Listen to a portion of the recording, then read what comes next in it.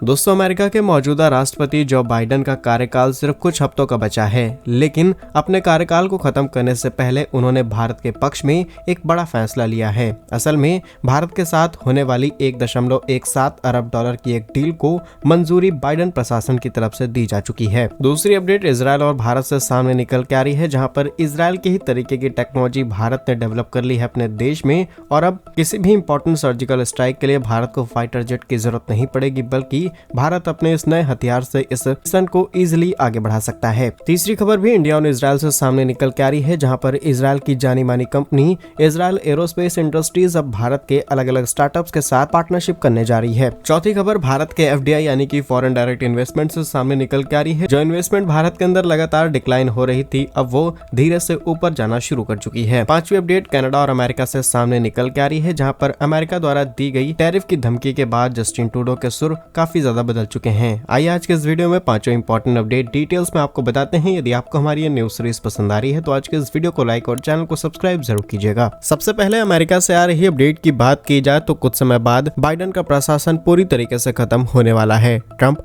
Power में आ चुके हैं, लेकिन कुछ दिनों पहले ट्रंप ने भारत को लेकर के कई ऐसे स्टेटमेंट्स दिए हैं जो कि भारत के बिल्कुल पक्ष में नहीं है। उन्होंने साफ तौर पे कहा कि हम ब्रिक्स को कमजोर करने के लिए हर एक कोशिश करने वाले हैं, लेकिन बाइडेन ने जाते जाते भारत के इंपॉर्टेंट डिफेंस प्रोजेक्ट को मंजूरी दे दी है, जो है भारत का MH-60R मल्टी मिशन हेलीकॉप्टर। ये प्रोजेक्ट भारत की डिफेंस इंडस्ट्री को मजबूत करने के लिए एक इंपॉर्टेंट स्टेप बताया जा रहा है। ये प्रोजेक्ट करीब 1.17 बिलियन US डॉलर का है। वैसे तो जब भारत की तरफ से ये प्रपोजल अमेरिका के सामने रखा गया, तब अमेरिका के बाइडेन प्रशासन ने इसे मंजूरी दे दी थी, लेकिन अब अमेरिकी कांग्रेस की तरफ से भी इसको मंजूरी दी जा चुकी है। इस प्रोजेक्ट की डिटेल्स की बात की जाए तो भारत और अमेरिका के बीच हुई इस डील से भारत को 30 multi function information distribution system and joint tactical radio system भी मिलने वाले हैं, जो इसी प्रोजेक्ट का हिस्सा हैं। इसके अलावा advance data transfer system, outer fuel tank technology, forward looking infrared system, operator machine interface और बहुत सारे अदर टेनर्स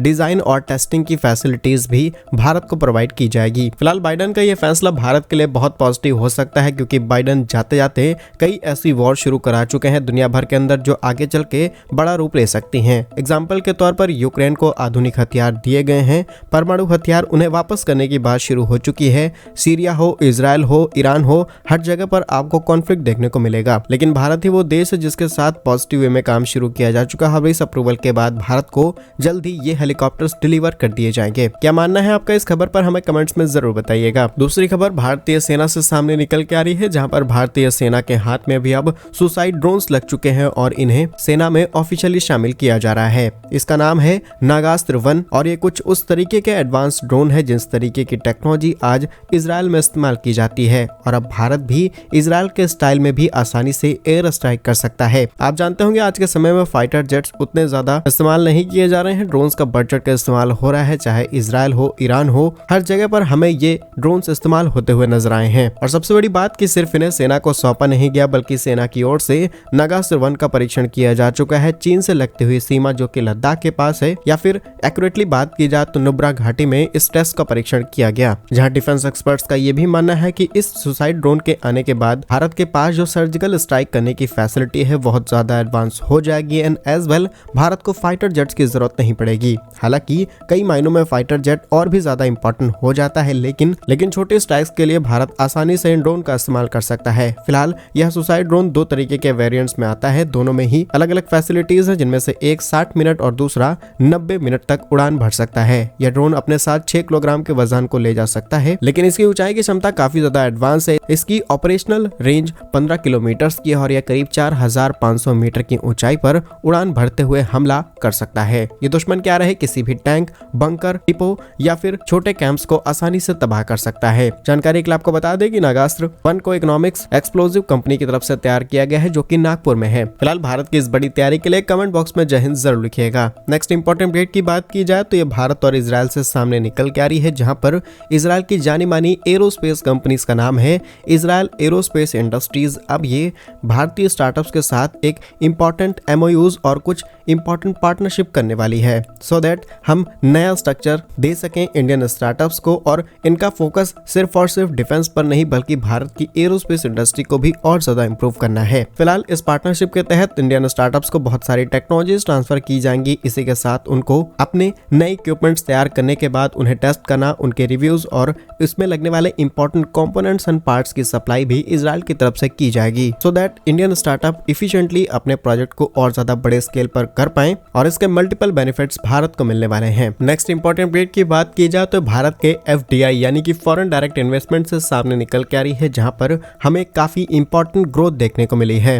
ऑल्सो यहाँ पर हमें काफी बड़ी डिक्लाइन भी देखने को मिली थी, लेकिन लास्ट ईयर के कंपैरिजन में जो डेटा भारत के सामने आया है इसने सबको हैरान कर दिया और जो जंप हमें देखने को मिला है दैट इज 45%, अराउंड $30 बिलियन की FDI हमें देखने को मिली है और ये डेटा है अप्रैल टू सितंबर 2024 का। बट कंपेयर किया जाए लास्ट से तो हमें लास्ट ईयर इसी सेम टाइम पीरियड के अंदर $20 बिलियन की इन्वेस्टमेंट देखने को मिली थी, जहां पर इसके कंपैरिजन में ये काफी ज्यादा है, क्योंकि लास्ट टाइम FDI डिक्लाइन जो हमें देखने को मिला था दैट इज 43% और इसने सबको हैरान कर दिया। टॉप कंट्रीज की बात की जाए जहां से भारत के अंदर सबसे ज्यादा FDI देखने को मिला है, सबसे पहले स्थान पर है सिंगापुर, जहां से हमें करीब $7 अरब, मॉरिशस $5 अरब, अमेरिका $2 अरब, नीदरलैंड $3 अरब, UAE 3 और इस तरीके से अलग अलग देशों से इन्वेस्टमेंट भारत के अंदर आई है। एन अदर हैंड भारत के जो इंपॉर्टेंट सेक्टर्स हैं, जहां पर सर्विस सेक्टर के अंदर हमें इन्वेस्टमेंट देखने को मिली है, automobile, pharma, chemical, telecommunication, hardware and computer software technology के अंदर ये मेजर इन्वेस्टमेंट हमें देखने को मिली है। क्या कुछ कहते हैं आप भारत के इस पॉजिटिव अपडेट को लेकर के कमेंट्स में जरूर बताइएगा। नेक्स्ट इंपॉर्टेंट अपडेट की बात की जाए तो ये अमेरिका कनाडा से सामने निकल के आ रही है, जहां कुछ दिनों पहले